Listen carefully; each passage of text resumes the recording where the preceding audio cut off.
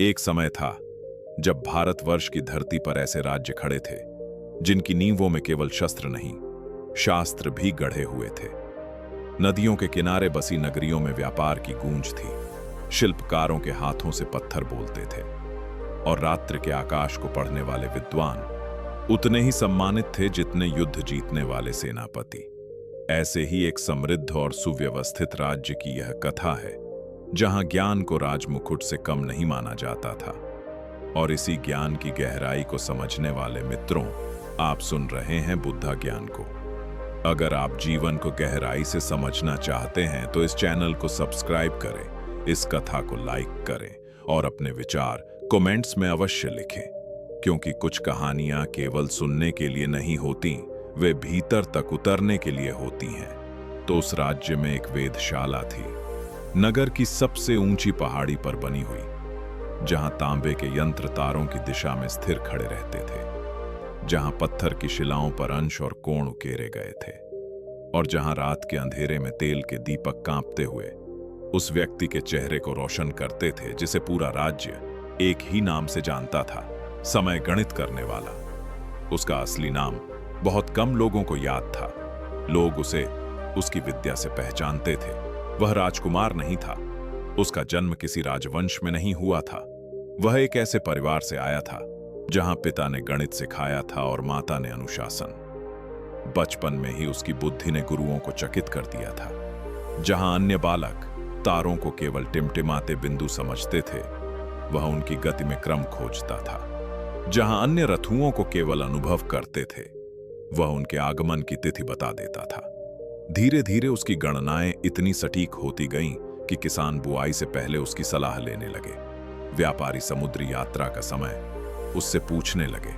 राजसभा में उत्सवों की तिथियां उसकी स्वीकृति के बिना निश्चित नहीं होती थी।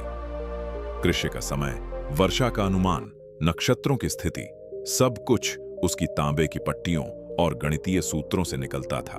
और सम्मान मिला, गहरा सम्मान। राजा स्वयं उससे मंत्रणा करते थे। सभा में जब वह बोलता था तो एक विशेष मौन छा जाता था, वैसा मौन जो केवल विश्वास की उपस्थिति में होता है। लोग कहते थे कि यह व्यक्ति समय को पढ़ सकता है। कुछ तो यहां तक कहने लगे कि यह भाग्य की दिशा जानता है। और यही वह क्षण था जहां कुछ बदलने लगा, बहुत धीमे से, बिना किसी आवाज के। उसने कभी खुलकर नहीं कहा कि वह भाग्य जानता है, लेकिन जब लोगों ने यह कहा तो उसने इनकार भी नहीं किया। उसने उस प्रशंसा को चुपचाप स्वीकार कर लिया, जैसे कोई व्यक्ति एक ऐसा वस्त्र पहन ले जो उसका नहीं है, लेकिन जो उसे सुंदर दिखाता है। यह प्रशंसा उसके भीतर एक ऐसी आदत बन गई जिसे वह पहचान नहीं पाया। उसकी पहचान अब उसकी सटीकता से जुड़ गई थी। सही होना अब केवल उसका कर्तव्य नहीं था, यह उसका अस्तित्व बन गया था। जब तक लोग उस पर विश्वास करते थे, वह स्वयं पर विश्वास कर पाता था। उसकी आत्मनिर्भरता, उसकी शांति, उसका आत्मसम्मान, सब कुछ इस एक धारणा पर टिका हुआ था कि वह कभी गलत नहीं होता। और कई वर्षों तक यह धारणा टिकी रही। उसकी गणनाएं प्रायः सही निकलती। वर्षा आती जब वह कहता, शीत ऋतु का आगमन उसके अनुमान से कुछ ही दिन आगे पीछे होता। लोगों का विश्वास और गहरा होता गया और उसके भीतर का वह नाजुक ढांचा और मजबूत दिखने लगा। लेकिन प्रकृति किसी की गणना की दासी नहीं होती। एक वर्ष उसने वर्षा ऋतु के आगमन की गणना की। उसने स्पष्ट रूप से कहा कि आषाढ़ के दूसरे सप्ताह तक जल बरसेगा और किसानों को बुआई की तैयारी पूर्ण कर लेनी चाहिए। उसकी आवाज में वही पुराना विश्वास था, वही दृढ़ता, वही अटलता। किसानों ने सुना, व्यापारियों ने अपनी यात्राएं नियोजित की और राज्य ने उसकी गणना के अनुसार व्यवस्था बनाई। लेकिन आषाढ़ का दूसरा सप्ताह आया और आकाश साफ रहा। तीसरा सप्ताह बीता, बादल दिखे लेकिन बरसे नहीं। चौथा सप्ताह आते आते कुछ क्षेत्रों में वर्षा हुई, लेकिन वह इतनी कम थी कि भूमि की प्यास बुझ नहीं पाई। कुछ क्षेत्रों में फसलें कमजोर पड़ी, नदियों का जल स्तर गिरा। किसानों के चेहरों पर चिंता की रेखाएं गहरी हुईं। कोई उस पर क्रोधित नहीं हुआ, किसी ने खुलकर उसे दोष नहीं दिया। लेकिन वह जो सम्मान का मौन था, वह अब एक भिन्न प्रकार के मौन में बदल गया। लोग अब भी उसके पास आते थे, लेकिन उनकी आंखों में वह समर्पण नहीं था। प्रश्न पूछे जाते थे, लेकिन उनमें एक सूक्ष्म संदेह छिपा होता था। कोई सामने कुछ नहीं कहता था, लेकिन पीछे फुसफुसाहटें थीं जो दीवारों से होकर उस तक पहुंचती थीं, और उसने यह अनुभव किया, हर एक सूक्ष्म परिवर्तन को। वह गहरे बुद्धिमान व्यक्ति था, इसलिए उसकी संवेदनशीलता भी गहरी थी। उसने महसूस किया कि उसके शब्दों का वजन पहले जैसा नहीं रहा, और इस अनुभूति ने उसके भीतर कुछ हिला दिया। लेकिन उसने वह नहीं किया जो करना चाहिए था। उसने स्वीकार नहीं किया कि प्रकृति की अनिश्चितता उसकी गणना से परे थी। उसने यह नहीं कहा कि मेरा ज्ञान एक अनुमान है, निश्चितता नहीं। इसके बजाय उसने अपनी आवाज और दृढ़ कर ली। उसने अपनी अगली गणनाओं को और अधिक आत्मविश्वास से प्रस्तुत किया, मानो जोर से बोलने से सत्य बदल जाएगा। वह भीतर से कांप रहा था, लेकिन बाहर से वह चट्टान बना रहा। यह अहंकार था, लेकिन वह अहंकार नहीं जो ऊंची आवाज में बोलता है। यह वह अहंकार था जो बुद्ध के वस्त्र पहनकर आता है। वह अहंकार जो कहता है कि मैं गलत हो ही नहीं सकता, क्योंकि अगर मैं गलत हुआ तो मैं कुछ भी नहीं हूं। यह भय था अपनी पहचान खोने का भय, जिसे उसने आत्मविश्वास का मुखौटा पहना दिया था।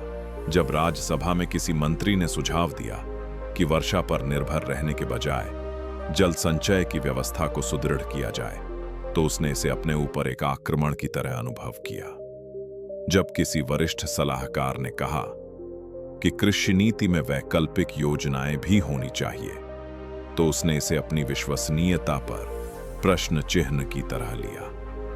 वह यह समझ नहीं पाया कि यह सुझाव उसके विरुद्ध नहीं, राज्य के हित में थे। और इसी बीच उस राज्य का राजा चुपचाप सब देख रहा था।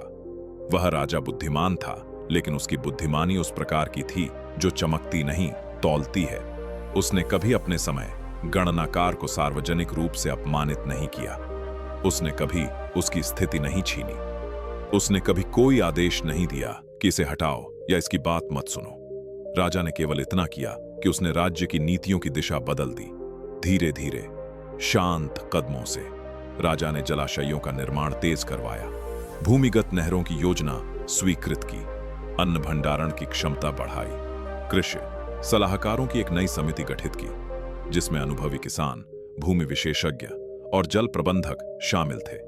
गणनाकार को इस समिति में रखा गया, लेकिन अब वह एकमात्र स्वर नहीं था, वह कई स्वरों में से एक था।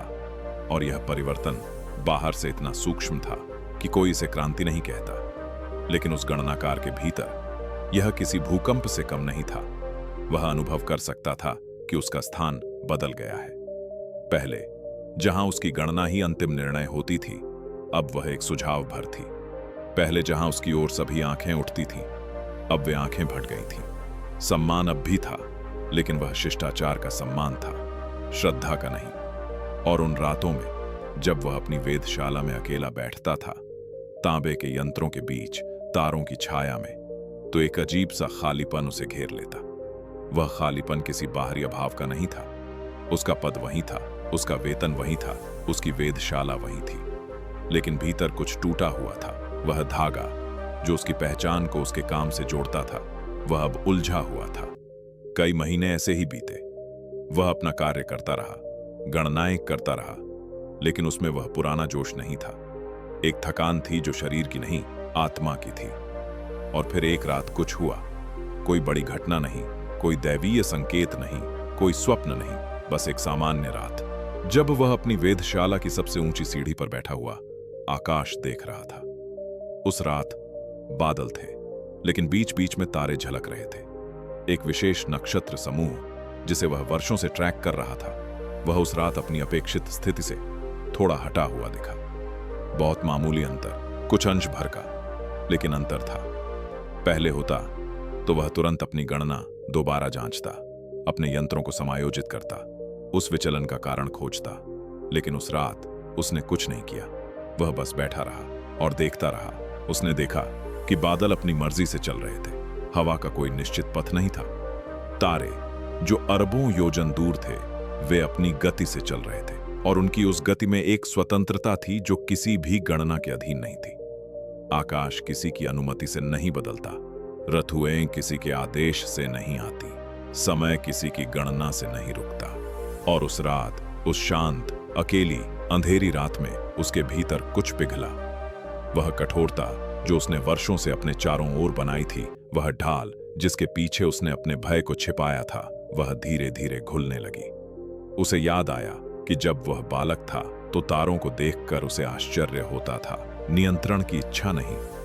उसे याद आया कि गणित से उसे आनंद मिलता था, अधिकार नहीं। उसे याद आया कि ज्ञान ने उसे विनम्र बनाया था, लेकिन प्रशंसा ने उसे कठोर बना दिया। कब उसने सीखने के आनंद को सही होने की जिद से बदल दिया, यह उसे ठीक से याद नहीं था। लेकिन यह परिवर्तन हो गया था और उसने इसे होने दिया था। उस रात के बाद कोई नाटकीय घोषणा नहीं हुई। उसने राज्यसभा में खड़े होकर अपनी गलतियों की सूची नहीं पढ़ी। उसने सार्वजनिक प्रायश्चित्त नहीं किया, लेकिन कुछ बदला, बहुत सूक्ष्म रूप से, लेकिन गहराई से।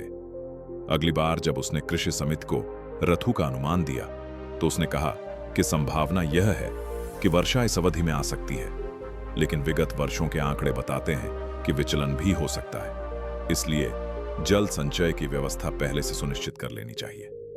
उसने पहली बार अपनी गणना के साथ अनिश्चितता का उल्लेख किया, और यह उल्लेख उसकी कमजोरी नहीं था, यह उसकी परिपक्वता थी।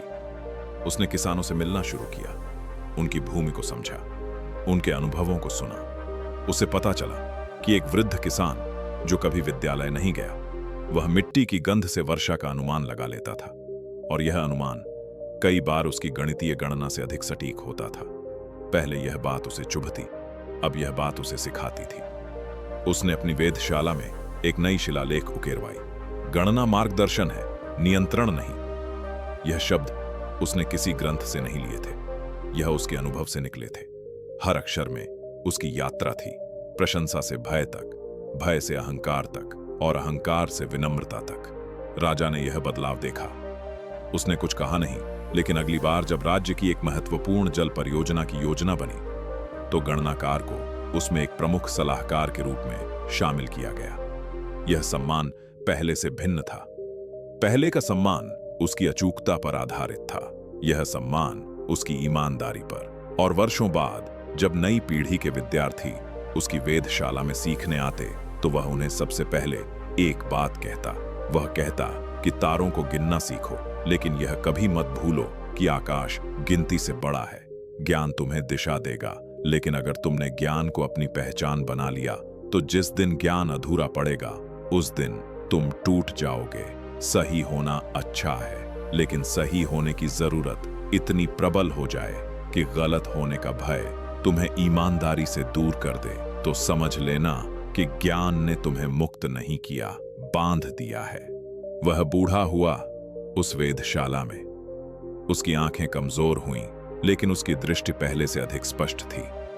अब वह तारों में भविष्य नहीं खोजता था, वह उनमें विस्मय खोजता था। वही विस्मय जो बचपन में था, जो प्रशंसा की धूल में कहीं दब गया था, और जो विनम्रता की बारिश में फिर से खिल उठा था। यह कहानी किसी पतन की नहीं है, यह कहानी किसी महान हार की नहीं है।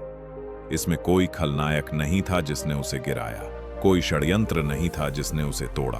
उसे जीवन ने ही सिखाया, धीरे धीरे, चुपचाप, बिना किसी क्रूरता के। और शायद यही सबसे कठिन सबक होता है, जब कोई शत्रु नहीं होता जिस पर दोष मढ़ सको, जब केवल तुम हो और तुम्हारा अपना भीतरी ढांचा जो दरक रहा है। नियंत्रण एक भ्रम है, हम सब इसे किसी न किसी रूप में जीते हैं। हम सोचते हैं कि अगर हम पर्याप्त जान लें, पर्याप्त योजना बना लें, पर्याप्त सटीक हो जाए, तो जीवन हमारे अनुसार चलेगा। लेकिन जीवन किसी की गणना का अनुयायी नहीं है, वह स्वतंत्र है, और उसकी यही स्वतंत्रता उसे सुंदर भी बनाती है और अनिश्चित भी।